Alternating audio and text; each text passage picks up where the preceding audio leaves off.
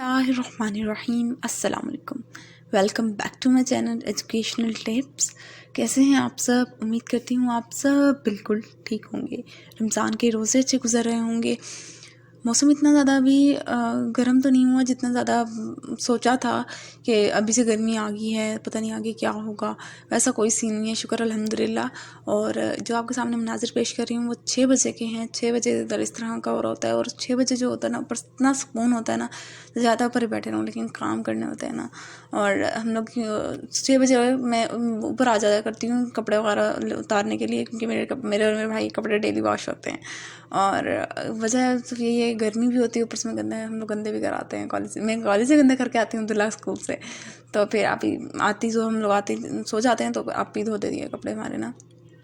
तो और वजह भी 6 बजे उठ के हम लोग तैयार भी होते हैं, लोग सारी अवाम पाकिस्तानी अवाम मेरे कॉलेज के सारे बच्चे इतना 7 बजे उठते हैं और मुझे 6 बजे उठ के ना तैयारी करनी पड़ती है। जब सरी की बात तो वैसे तो मैं सोती भी नहीं हूँ, सरी की बात उठ के पढ़ती हूँ, लेकिन बस थोड़ा सा पढ़ा जाता है क्योंकि कितना टाइम हो जाता है, 4:30 बजे सरी ख़त्म हो जाती है। नमाज़ पढ़ती हूँ, वही 4:45 हो रहे होते हैं और फिर 6 बजे तक फिर पढ़ती हूँ। उसके बाद फिर काम करना शुरू कर देती हूँ, अब्दुल्ला को उठाना, कपड़े इस्त्री करना, बस वही टाइम हो जाता है। और 7 बजे उठने की वजह ये है कि हम लोग जो नया घर बनवा रहे हैं वहाँ पे पापा ने जाना होता है, तो वहाँ से पर तराई करवानी होती है, तो उस वजह से फिर पापा कहते हैं कि आधा घंटा वहाँ पे लग जाता होता है, तो इस वजह से 7 बजे तक हम लोग निकल जाया करें ताकि 8 बजे अब्दुल्ला उठो उठो उठो उठो उठो, 6:30 हो रहे हैं। उठो उठो, शाबाश।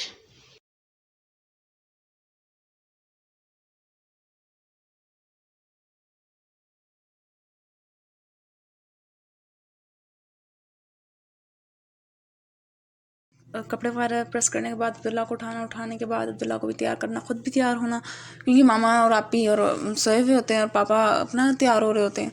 तो बस ये रिस्पॉन्सिबिलिटी मामा ने दी हुई है कि सुबह के टाइम सारा कुछ खुद मैनेज करना है ना। और इतना दिल चाह रहा होता है दिन दोनों को छुट्टी सोते हुए देखकर, आप ही सो रही होती है और मामा भी सो रही होती है, दिल चाह रहा होता है छुट्टी कर लें। अब्दुल्ला और मैं भी खड़े यही बातें कर रहे थे कि काश हमारी छुट्टी करवा देना, काश ये करवा दे। पीछे से ये लाइट आ रही होती है, अक्सर ट्राई करती हूँ यहाँ पर बनाने के लिए। बस कॉलेज कॉलेज से वापस आके सबसे पहले काम यही करती हूँ, नमाज़ पढ़ती हूँ, नमाज़ पढ़ के बस सोने वाली करती हूँ। मुझे बहुत सख्त नींद आ रही होती है, सो के उठी तो उस टाइम पर मामा भी और आपी भी अफ्तारी बना रही होती हैं। मैंने अफ्तारी एक भी नहीं बनानी होती और बहुत शौक चढ़ा होता है ना, तो मम्मा कहती हैं जूस बना लो, ठीक है। जिस तरह से आज मुझे शौक चढ़ा हुआ था क्योंकि आज मामा पापा की एनिवर्सरी है और मुझे शौक चढ़ा हुआ था, हमने प्लान किया हुआ था कि एक एक डिश हर कोई बना लेगा ना। अफ्तारी के बाद का ही प्लान था हमारा। तो आप ही यहाँ पे अभी तो अफ्तारी बना रही थी, यहाँ पे फुल्कियाँ बना रही थी, जिसको आप लोग बल्ले भी कहते हैं, हम लोग के यहाँ फुल्कियाँ कहते हैं इसको। तो वही दही भल्ले हमारे हर साल की तरह मेन रेसिपी, और साथ कोई ना कोई फ्रूट कर लिया करते होते हैं। और आज तो हमने सोचा हुआ था स्पेशल करेंगे कुछ मामा पापा के लिए ना। और हमारे दही भल्ले इतनी खाने की वजह से इतनी जल्दी, अभी तो रमज़ान का रोज़े स्टार्ट हुए हैं अभी तो, और बिल्कुल गलाना बिल्कुल ठप हुआ हुआ है, बैठ चुका है और समझ नहीं आती। अब्दुल्ला को भी बुखार था कल, तो पापा ने उसको मना किया कि अब आपने नहीं खाने ना, दही भल्ले नहीं खाने, या आप लोग जिसको कहते हैं दही बड़े नहीं खाने, ठीक है। तो वो माँ पापा ने मना किया हुआ था कि मैं और भी ज़्यादा बीमार हो जाएगा, उसमें रोज़े रखने होते हैं फिर आगे ना, इस वजह से।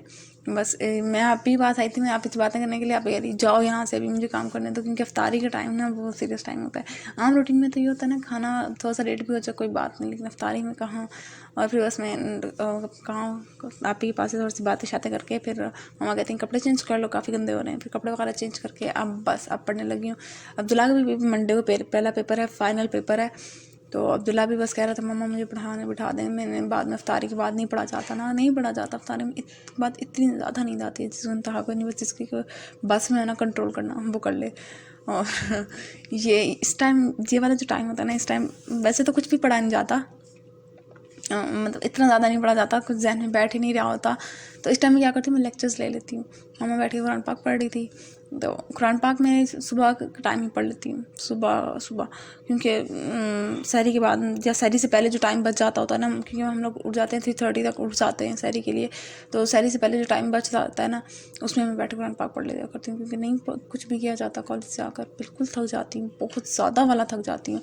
और इस टाइम फिर लेक्चर ले लिया, सहरी के बाद याद कर लिया उस चीज़ को, तो ये यूँ करके वो काम मेरा मुकम्मल हो जाता होता है। और फिर अफ्तारी के बाद ही आप ही ना पढ़ाती होती है। आप ही कहती है कि मुझे सुनाना है तो सुना दो, जो कुछ भी सुनाना है, जो भी करना है ना कर दो। तो अब जी बस 6:15 पे आप ही कह देती है कि आओ बर्तन लगा दो। मेरा एक मेन काम ही है ये बर्तन लगाना। तो आप ही ने सारी इफ्तारी बना ली थी और ये देखिए आपने सारी इफ्तारी, फिर बर्तन वगैरह लगाए। ये देखिए कितने सोबर तरीके से लगाए ना, आप ही ने लगाए थे। मतलब आप ही ने बताया था कि ऐसे ऐसे बर्तन लगाना तो अच्छा लगेगा ना। उनका ठीक है।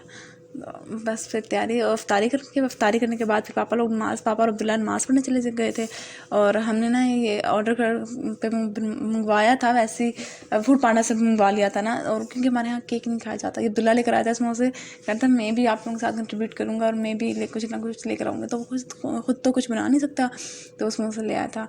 तो और हमारे यहाँ ना केक बिल्कुल भी नहीं खाया जाता, बिल्कुल भी नहीं खाया जाता। वजह सिर्फ एक ही है कि हमें ना कुछ होता है क्रीम से, बहुत अजीब सा लगता है।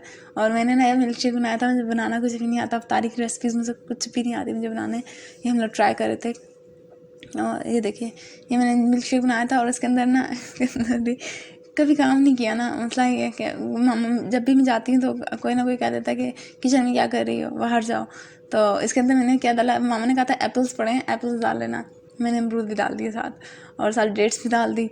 तो जिस टाइम मुझे मैंने कहा ओ मैंने तो ये क्या कर दिया, जब उस टाइम वो ग्राइंडर से कट की आवाज़ें आ रही थी ना, मतलब उसके अमरूद के बीज निकाल दिए थे लेकिन फिर भी रह जाते होते हैं।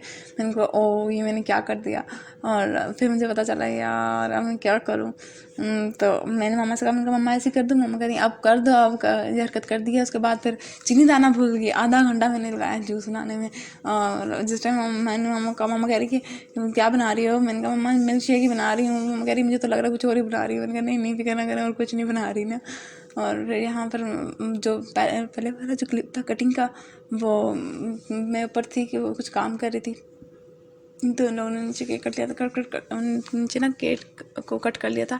मैं कह के चली गई थी कि ठीक है आप लोग कट करना है तो कट कर लीजिएगा, मैं क्योंकि थोड़ा सा लेट हो जाऊँगी ना। तो फिर बस मैंने जिस टाइम नीचे आई तो फिर ये लोग इस तरह से काट कूट के सारा काम कर चुके थे ना। तो ये 1 पाउंड का केक भी देखिए हम लोग इतना से ले रहे थे। मैं सबको कह रही थी, मैंने कहा पी लें।